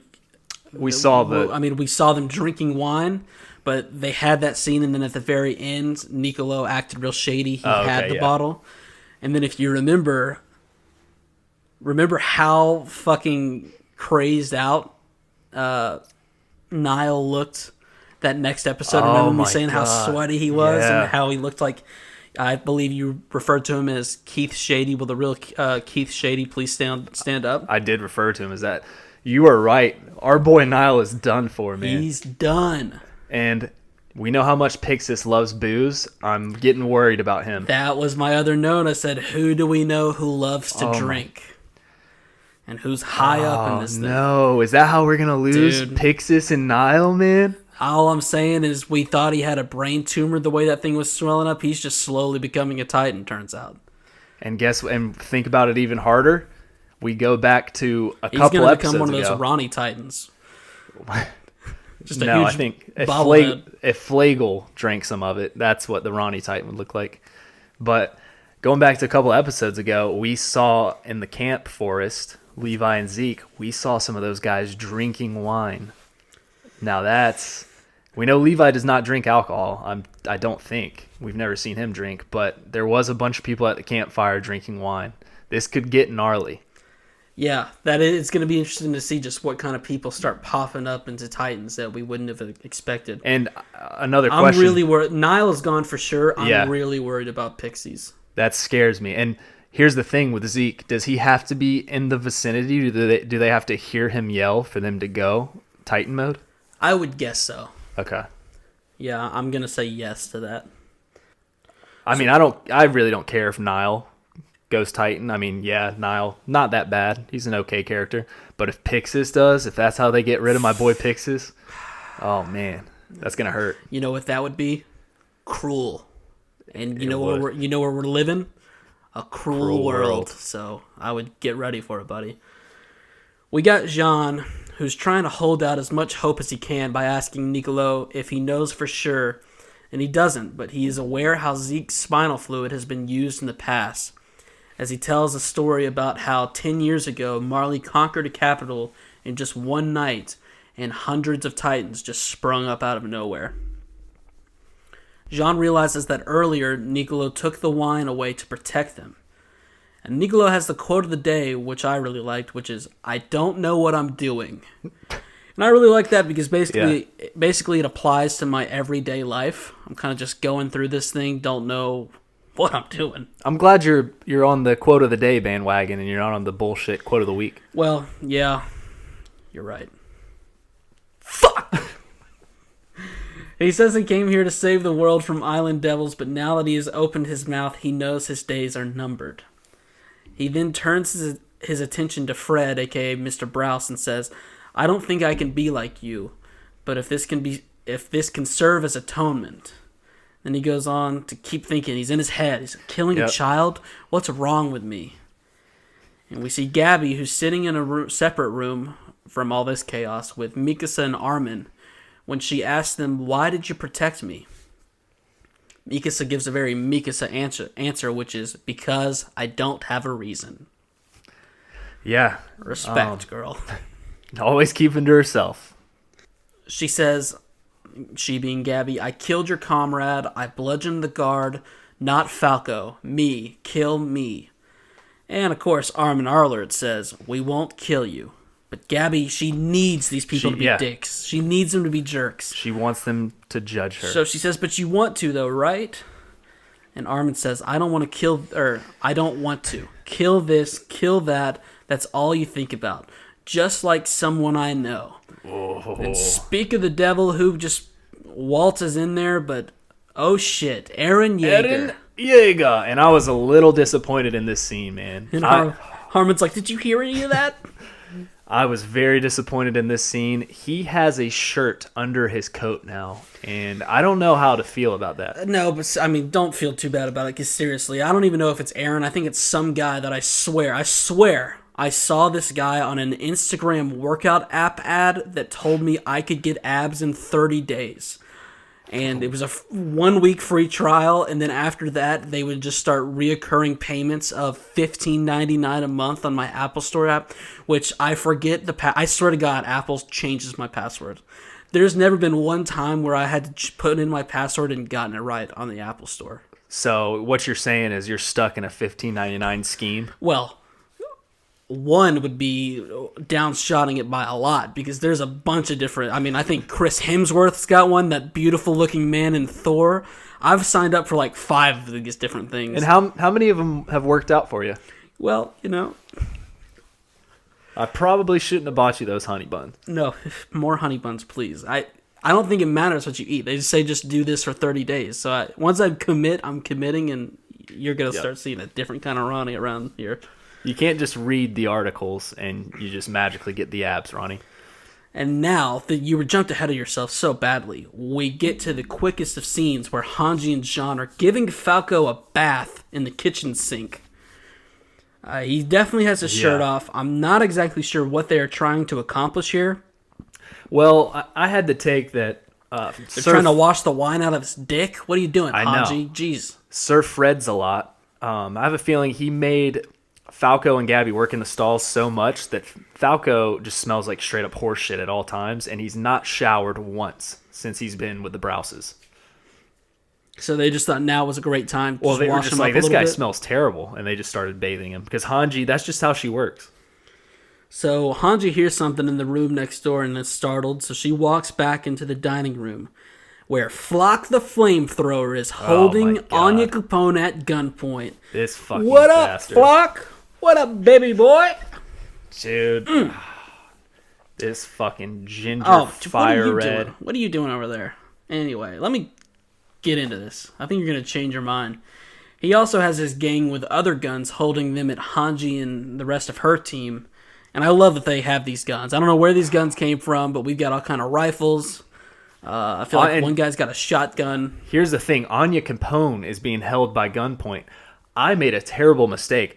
I blamed Anya Capone. He was dealing cards last episode. And I was like, oh, this guy's shady. He is shade with a D, man. Oh, he's still shady. And I thought, wow, he is totally in on it with Yelena. With that BFC.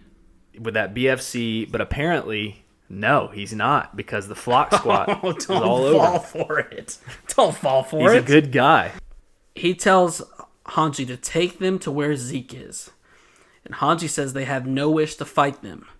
And Flock says they rejected their proposal and won't negotiate with the military. Let's go, Flock! Don't talk to my girl Hanji like that, dude. Well, hey, she's got these weird agendas. She's like fighting. Forget about it. Flock's got the right idea. You can't fall for whatever pixies. You're going to tell Hanji? I mean, she's been in control for so long, and you're going to fucking talk to her like that? This guy. So Hanji asks why, and Flock says the man in charge, Aaron Yeager, said so. This guy's turning into a real Flock. He says pixies would never leave the fate of the island in our hands. Way to be intelligent. Pixies is trying to bamboozle us, boys. Flock says that he's sure that Pixies is devising a plan to take the founder from Aaron right now. Yeah, and I hope Pixies is, because that's what needs to happen. This stupid-ass Flock Squawk. Can't even say it. It's so stupid. It's unbelievably stupid. Flock being the ringleader and acting like this, like, it's just ridiculous, man. Yeah. Because Hanji and them were taking care of so much business going to talk to Nicolo. No, Flock and Aaron are getting things done.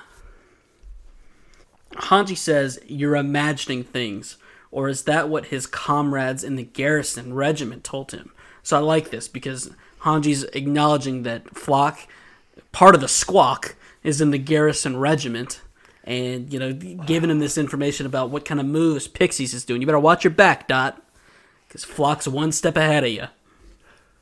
Who would have thought that Flock would be the GD mastermind of this entire show? Yeah, because the homeboy, he's not backing down. He says, "Hey, Hanji, does it look like I'm one of the lackeys that'll answer to you?" No. Fuck no, get Flock. Out of here. You look like one of the lackeys that will answer to Aaron. Let's go, boy. Hanji needed to bitch slap this guy so hard right here. He's lucky that he's got a stupid little squawk with him. So he cocks his gun and tells Hanji that he suggests that she get moving before he proves to her that he is not kidding. Or that he's not one of the lackeys that'll just do whatever she says. Yeah. It's intense. Whew. Now, listen, I love Hanji, so this is where I was worried. Like, I'm for Flock here. I wish Hanji would just let him go, tell him where Zeke is. Let's all have a nice conversation. This is going to destroy the fan base. I think we got two different sides here. Well, listen to me.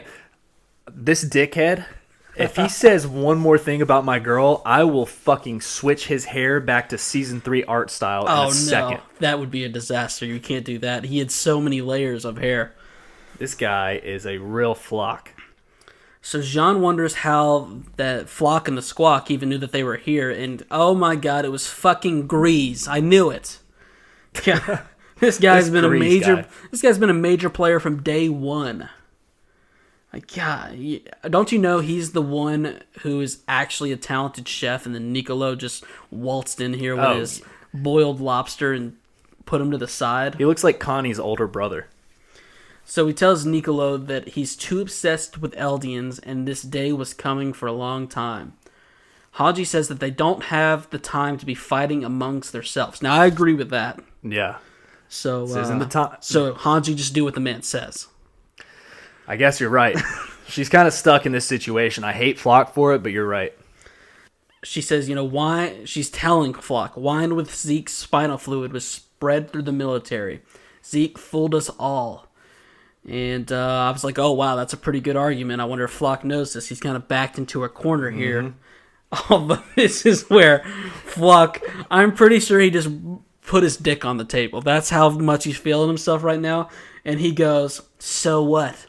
I'll just make the MPs into bigger idiots. Or it'll just make the MPs. Let me try that again. Yeah, how about you try it again? So Flock says, so what? It'll just make the MPs into bigger idiots. Now, I absolutely hate Flock in this entire scene, except for this sentence. Oh, what a sentence. Great sentence. Hanji says that she never said the MPs drank it, and realized that Flock and the gang knew about the wine, which leads to what I think is the greatest shot ever of Flock turning around, smiling, and giving Hanji the good old classic be quiet sign. Love it. Oh my goodness, man. I need someone to put a screenshot of this into Discord, because it needs to be the background of my phone. He just pulled out his fire engine red cock and just slung it on the table. And if she hadn't been flame thrown enough, he reloads and says, use your inside voice. This guy is a doucher, man. He walks out of the room, knocks on the door next door, and to let Aaron know that they are ready to go. Armin realizes that Flock is here too, and Aaron says, yeah, as blood spills all over these nice white tablecloths, as he says, I wanted to talk with you guys. Gabby seemed really excited to see Aaron. End of episode. Did you not notice how she was really happy to finally see Aaron Yeager? She doesn't really have any... Well, I don't think that's what's going on here. She was shaking uncontrollably like she was about to lose her shit. Yeah, she was going a bit crazy, I gotta say. Not much she could do, though, in this situation. And this is where I wanted to talk a little bit about our boy, the Colossal Titan, Armin Arlert. All right, go for it. He is, probably next to Aaron, the most powerful Titan there is right now. Why is he such a bitch? Why is he being such a bitch? I mean, what is he supposed to do right now? Just the whole situation, him walking in on Nicola. He's like having to call his buddies over. Yeah, you're right. I mean, come on, Armin. That's Armin. He's big brain, but sometimes he has a moment where confidence just builds up in him and he can do a little something, but this is his natural state. I guess you're right. It's the inner Bertolt. He's a little turtle that just crawls back up into his shell until someone else gets there.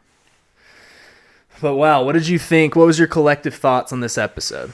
Thought it was a really good episode, really setting up even more stuff, even more so than the past few episodes that have been slow. Like, this is just... Okay, I can't hold it in any longer. I fucking love Flock Forrester. I stand him so hard. This guy... You just made... If he is not the next founding Titan, I am quitting this shit. This guy rips. You just disappointed so many people that were like, well, at least Chaz knows that Flock sucks and needs to punch him. No, I mean, he's not... Some of the stuff he said is pretty cool, but the whole turning around and shushing thing was, a little much. Yeah, I mean, listen, it's hard because they made him. We love Hanji and her team. Like, obviously, I care more about the people with Hanji than I do Aaron's gang as a whole. But we need to get things moving, and for them to actually beat Marley, I think this is the way we gotta go. Yeah. We could be completely wrong, but at this moment, this is pretty much your only option. And it all comes down to Zeke. Like, I still don't know. Like, right now, they've been doing a good job recently of making me think that, Zeke and Aaron, they're on the same page. They want the same stuff. There's no way that's the case. No. Aaron is going to get deep into this. He's going to realize, oh, shit, I fucked up. I was a dick to all these people. And he's going to have to make some plays to win us back. I think Zeke is legit going to not kill everyone, but if he does make all the Titans pop up, he's going to completely take over, and Aaron's going to have to step in. I really think so. It's going to get messy, dude. Whew. So anything else on the episode before we get into some extracurricular activities? No, that's about it. All right, so let's do our new segment, Top 5 of the Week. And actually, so we got a lot of requests for people to do Top 5 Titans. And that, I didn't like that enough. So we're doing a classic top 9 inside the top 5 segment, where we are ranking 9 to 1 our Titan. This isn't the most powerful or anything. This is just the Titan that you would want to be or something like that. I like that. So you can go ahead and start off at number 9. Number 9. This is just, I feel like this is your number 9. The Cart Titan. Cart Titan. I mean... Oh, wow. So you're telling me I can transform into a Titan, but I'm really not effective unless you want to load me up with supplies or put 8 other people on top of me? And I'm not trying to show my dumper off to anyone like that. Oh, yeah. No one needs to see my booty. People have a clear shot to the anus when you're all bent over like that. If someone gets behind you, you are done for. And, oh, wow, great endurance. You can stay in your Titan form for months. Who gives a shit? Don't have any interest. Don't want to do that. All right, so we're on the same page there. Number 8. I think our lists are going to be different from here, so I'm kind of excited. Okay, number 8, I picked the Warhammer Titan. What? The Warhammer Titan and number 8. I'm getting mad. Well, let me explain myself. This is the Warhammer Titan, and it's in Laura Tiber's form. I don't want to be in a crystal ball. I want to be in that nape. Give me that nape, okay? If I'm just sitting there and I can just get unplugged at any moment and I'm done for, then fuck out of here. You don't have to be in a crystal ball. I think you do. No. Yes. Aaron just used... but he has... That's because he has 2 other Titans. So you think she's got to be in a crystal ball? I think if you have that soul power alone, you have to. That's what I think. I took it as she was so advanced that she's safer if she's in that, so that's how she did it. Well, not so much safer, because she's 8. But if that's the case, then I might change my answers a little bit, but I'm sticking with it. Warhammer at 8. Fine, terrible answer. Number 8, the Attack Titan. Because fucking what is the Attack Titan do? Oh my God. It is. Tell me what the Attack Titan does other than, he always leads the attack. He's so determined. Beautiful abs. He screams. He's so determined. He doesn't have any special abilities, but he's very determined, and he will attack. He'll fight. No, get out of here. Number 8. Number 7, the Armor Titan. Okay. He's strong. He's very strong, but he's a little slow. And he's just more for defense. And if I want more of something that's on the offense, I mean, he can be, but he's more just slow defense-wise. Like, I'm just not buying it, man. Okay. My number 7, I'm going Colossal Titan. I want to have more use than be just a bomb, and then when I'm not a bomb, all I can do is think about what move I'm trying to do and then perform it 1% as fast as I would try to be doing it. And the Colossal Titan is a simp. Yeah. Do you know what I mean? Sure, Like, too. every Just Colossal in Titan history, it's very simpish. Simps over Annie. Like, Like- dude, I don't want that power. Like, the simping power. I'm gonna break this wall. Better get started 15 minutes before I want to actually kick this wall. Yeah, it's what a simp. Number 6, I got the Colossal Titan as well, and just for the same exact reasons. So it sounds like we just did a little flip flop here because number 6, Armored Titan. Okay. Same reasons you said. All right, I'll go on to number 5, the Founding Titan. Okay. I'm switching it up because Frida, Yuri, I mean, did they even look that cool? They were just normal Titans that could erase people's memories. I don't want to start the rumbling. I have no purpose for the rumbling, so I don't want it.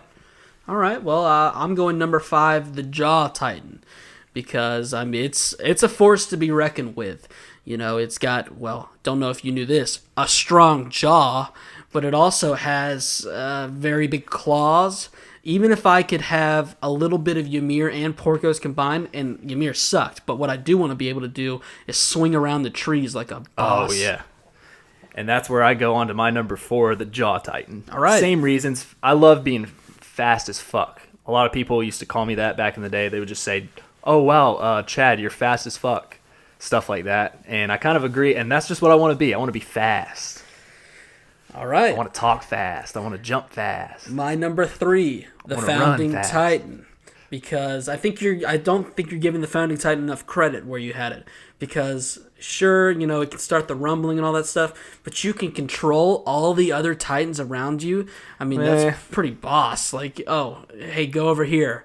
Hey, make me up a cooked meal over here and then bring it over here. It's basically like having a little brother that does whatever you say, except with hundreds of little brothers. Well, I mean, we haven't seen that. All we've seen is, go attack Levi. We've seen Zeke do that. Oh, go attack the castle. Mr. Shy Guy, go over to the castle and hide behind that corner until somebody pops out with your arms crossed. That's pretty much all we've seen. Oh, yeah, because we definitely didn't see Aaron change the entire battle. Well, Aaron says, oh, go attack my stepmom, my bitch of a stepmom. Go attack her. I mean, it's not... All right, come on, man. all right. Let's see your number 2 then. Hot shot. Well, we're on number 3, but number 3. Oh, I skipped 4. My number 4, Beast Titan. Oh, wow. You messed up the order. Of course you did. But you also didn't catch it, so wow. Can't believe you didn't catch it.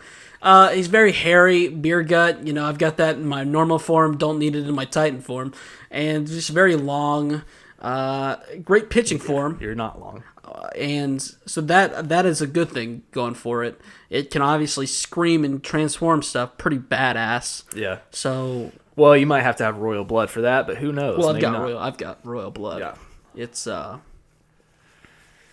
called mayonnaise. Number 3, female Titan. okay. I mean, give me them ass and titties, Right. Yeah. and that's it. Hey, good point. Number 2. I'm going Warhammer Titan. Warhammer Titan number 2. Okay. Yeah, see, you put it at number 8 just because you lack imagination. Do you know how many different cool things I would be making if I was the Warhammer Titan? And all you're tied up with is, oh, wow, I'm just such a badass. You're like the type of guy that'd be like, oh, I want to go on the front line, sir. Please, I would prefer being on the front line, running at the enemy. No way I want to be in an ice ball underground that tries to protect me further. Oh, wow, it can go 10 feet, and then you got Aaron snatching down. Yeah, I've got a whipping pretty your umbilical cord out. I've got a pretty impressive extension cord. All right. Whatever. Number 2 for me is the Beast Titan. I just want to be able to. I've got such a great pitching form. I can go that sidearm, Peter Moylan. I can go Kimbrel and just throw that fucking gas. Hey, no one knows who you're talking about. But yeah, that's Like 5 people. baseball. Yeah, All right. Beast Titan baseball. Great. You made your number 2 completely worthless because you went to baseball. You went with another Peter Moylan reference. My number 1 Titan, the female Titan, because nice ass. Okay, my number 1. Is that all you got? Yeah. Number 1, the Attack Titan. You gave this guy... Oh, well, the show's called Attack on Titan, Attack Titan, so I've got to choose the Attack Titan as my number 1 Titan. Because he tries so hard. He's got a will to fight. I did it wrong. Shingeki no Kyojin is what I meant to say. Jeez. And dude, you don't give this guy enough credit.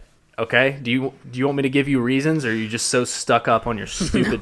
No, sure. Tell me how this Titan is so He's great. scary as fuck. He looks so terrifying. Tell me how awesome this Titan is that Aaron went, oh shit, I better get 2 more Titans or else I'm pretty worthless. He has tremendous abs. I mean, I've always wanted abs, never had them. I've always just had flabby fat there. Well, not that fat. Like, I'm a skinny guy, but I've got a couple apps I think you should check out. oh, you do? Yeah, Send me we'll those talk links. about them later. Okay. I honestly think the Attack Titan's better than all the other ones. I mean, bro, he's got the best. His endurance, can strike, and I don't like your opinion on it, and I think it's a load of horse shit. Listen, you want to have a basic bitch answer, that's fine, dude. Oh, the Attack Titan. It's the name of the show. Duh. He tries really hard. Shingeki no Kyojin.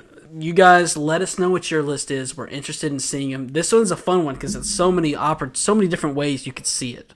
So let us know. Let's get into some email/Discord questions. Do you have something for me? I mean, I was gonna do the fast food chain thing, but all right, yeah, we'll do that one real quick. We got another list. It was not an e-girl. She asked for top 3 chain restaurants. Now, in this particular moment, I just kind of fell into this because someone else asked us about fast food restaurants, so we kept them to fast food only. So I want you to start us off on this one too. Number 3, what you got? Number 3, I got Bohangles, as some people would call it. All right, well, it's a very southeastern chain, so maybe first of all say it right, so even the people that don't know what you're talking about. I was going to say some people call it Bojangles, but I think it's pronounced Bohangles. God, I hate you so much. But it's a great breakfast joint. It's got great biscuits. The Cajun filet is phenomenal there, and the Southern style meals that they have, the mashed potatoes, the gravy, the chicken. It's awesome. All right, bad answer. Number 3, Taco Bell, Del Taco, McDonald's, Burger King, White Castle, and Hardy.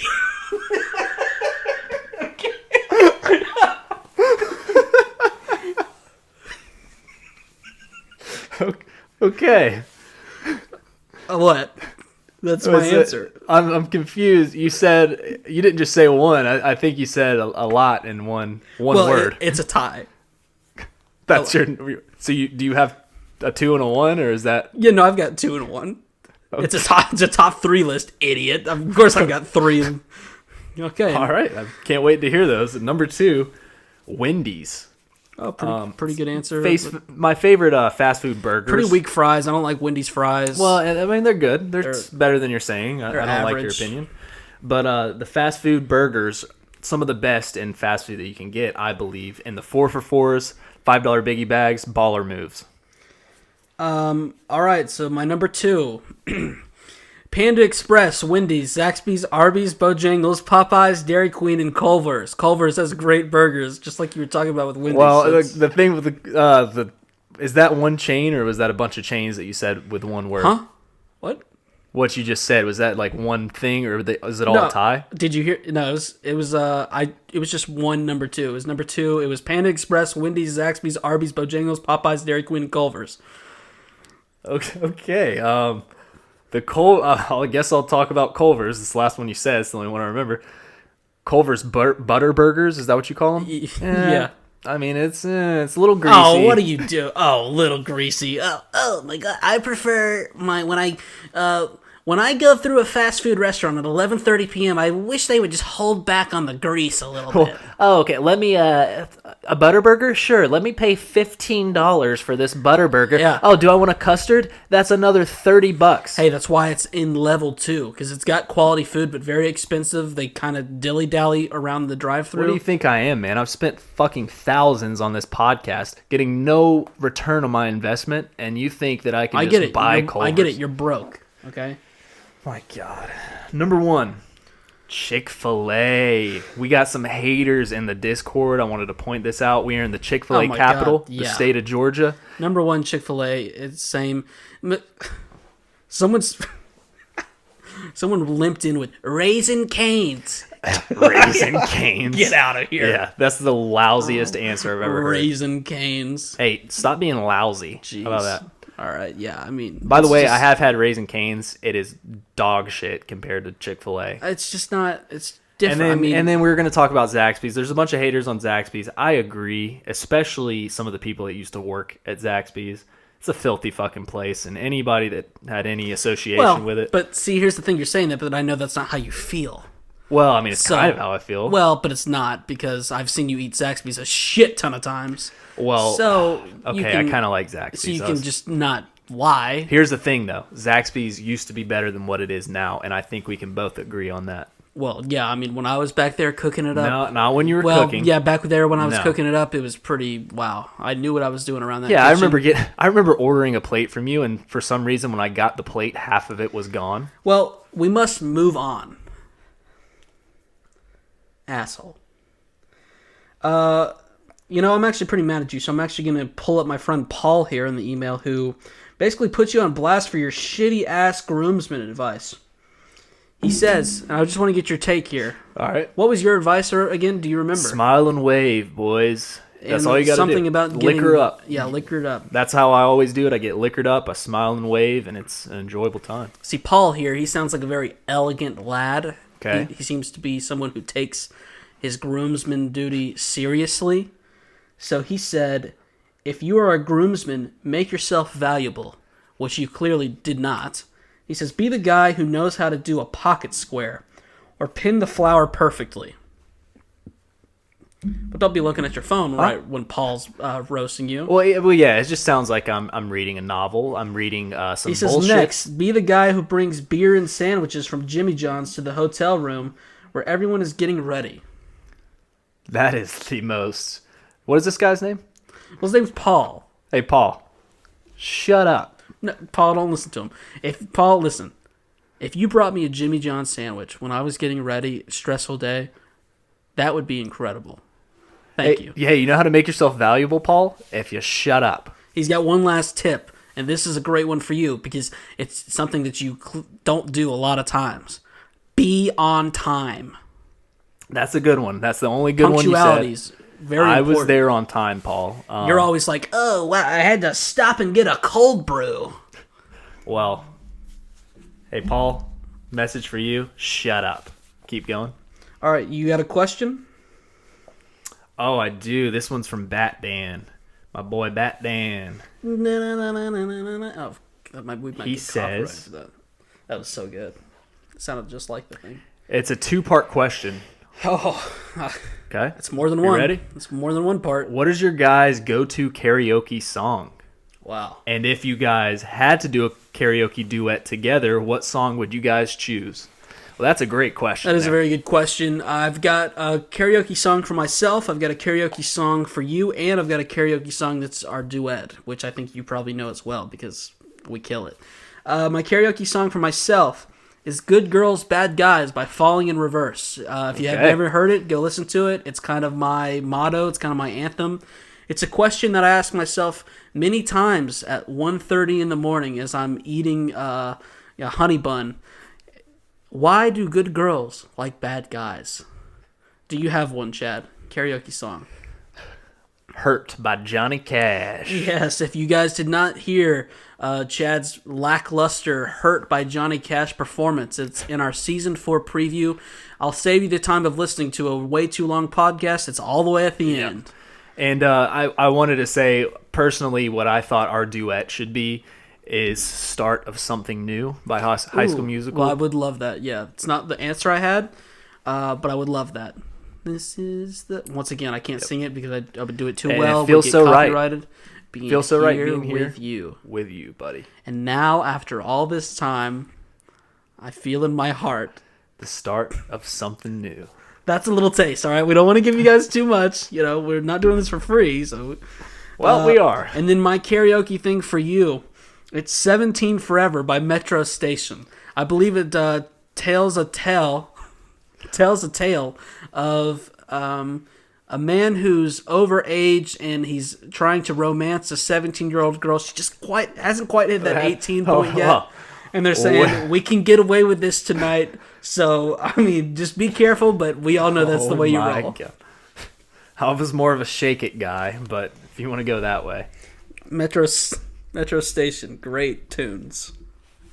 And then my duet, we actually have footage that's deep in the vaults of us singing Mayday Parade, Miserable at Best. Oh, man. I'm on the piano, you're on vocals, I get in there with some of the vocals. It's a great performance.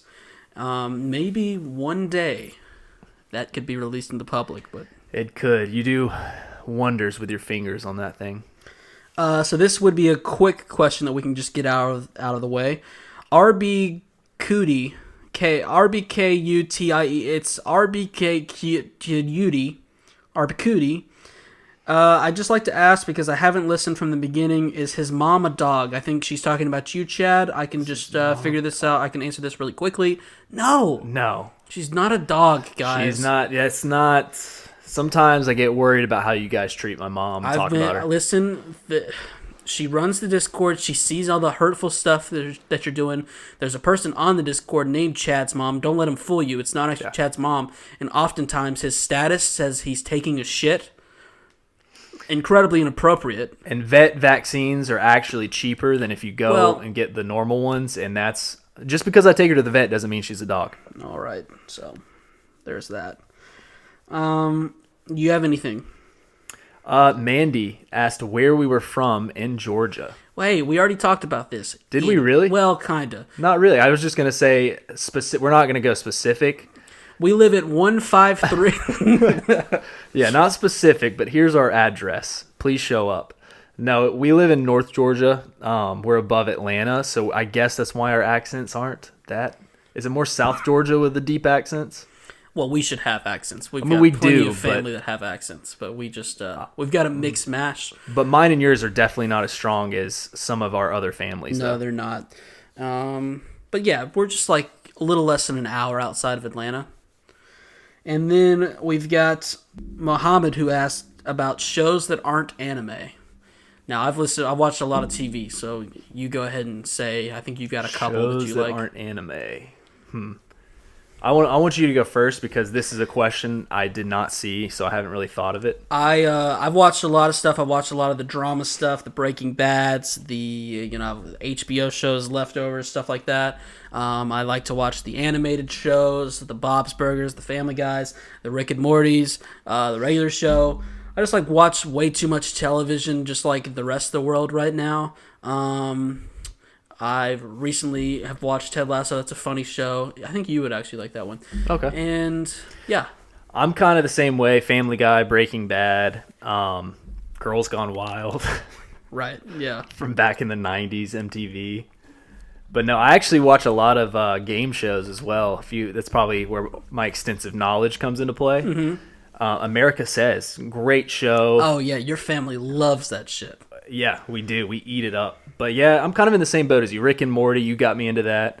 Just a bunch of bullshit. And I think, do you have any other ones? Cobra Kai.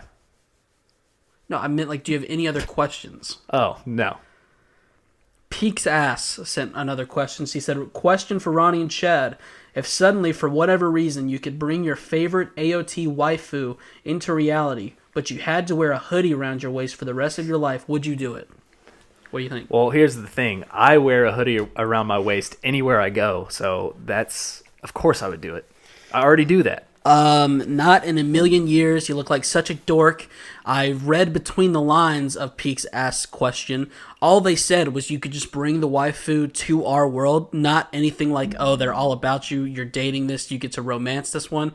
So as soon as fucking Hanji gets here, she's going to see that stupid ass hoodie around your waist and go, never mind. She's going to fall into my arms. Here's the thing that you don't get about the hoodie around the waist. Let me tell you a little secret about it right now here on this podcast. Yeah. I put that hoodie around my waist. It makes my waistline look a little bit smaller. It makes my chest look a little bit bigger. It makes my arms look a little bit bigger. People are all about it. And it hides your twig calves. Well, here's the thing. Your little twig legs. I have to hope that I'm wearing sweatpants because I do have twig legs. They're very pasty and white, very ashy. Some people call me the ashiest white person they've ever met because I just got a bunch of dead skin on my legs, and Hey, that's gross. Don't say that when we're trying to get very serious girlfriends to this podcasting game. And if there's any girls out there that's interested in a guy that ties his sweatshirt around his waist, please let me know. We're just very looking desperate. for love. One last story. So lonely. So fucking lonely. What? Huh? I was talking about the sweatshirt. Okay. Keep going. Did you have one last story? Are we done? I told all my stories, I think. All right. Well, I think we're Oh, out of one more time. thing. Nope. I do have a story. So I watched a movie. I was on Discord the other night. I saw you were typing to people, so I was like, I'm pretty bored. I'll join in.